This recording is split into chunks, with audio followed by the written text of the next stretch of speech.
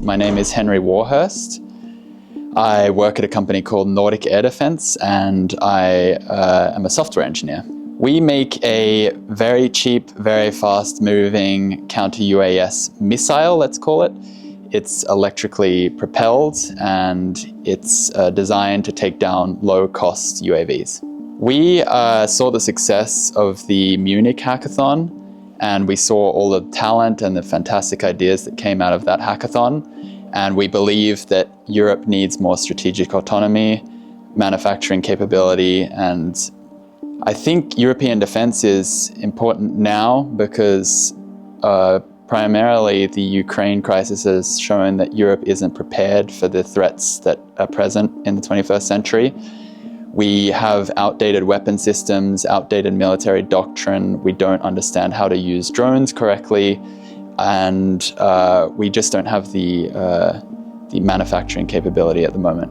The energy, actually, there's so many excited people here building really cool products or trying to build new products, trying to start new companies, thinking of novel ideas. There's a fantastic energy in the room. One example that jumped out is a company called SE3 AI, I believe, and I was really impressed by their visual navigation technology. Having worked on this kind of technology at Quantum Systems, there's a lot of players in this space, but I really felt like this company had something different. They have an all-star team.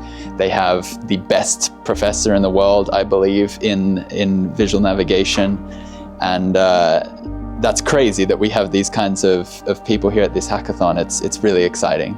We hope to selfishly recruit some people. There's a bunch of incredibly sensitive, intelligent people here that we believe would be able to work on problems like the ones we're facing at Nordic Air Defence.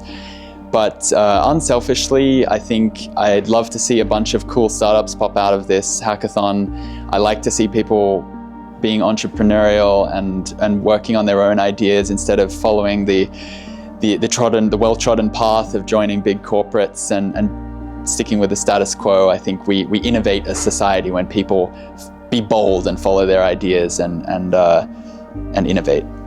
My story with defense starts about 10 years ago. I didn't know anything about geopolitics. I didn't read very much, and I was studying software engineering at the time. I thought the pinnacle of my career might be working somewhere like Google. And I tried really hard to make that happen, actually. I didn't get the job there, but I ended up at a company called Palantir instead, and there's a very nice blend of working on something meaningful, something that affects the geopolitical landscape in a positive way, but is also the top echelon of technology, and you get to work with the brightest people in the technology space.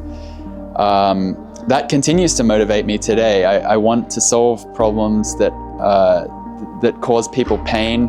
I spent a bunch of time in Ukraine this year. I saw the struggles that go on there. I saw the families that are separated, the constant blackouts, the air raids all night, the fatigue that's going on in Ukraine. And right now, honestly, Ukraine motivates me.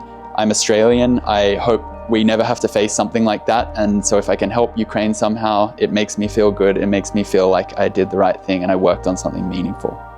One key message that I'd like to share with the audience is that we want the brightest, most sensitive, thoughtful people working on defense. There are a lot of stereotypes about defense, about toxic masculinity, and it's honestly a very male-dominated field as well.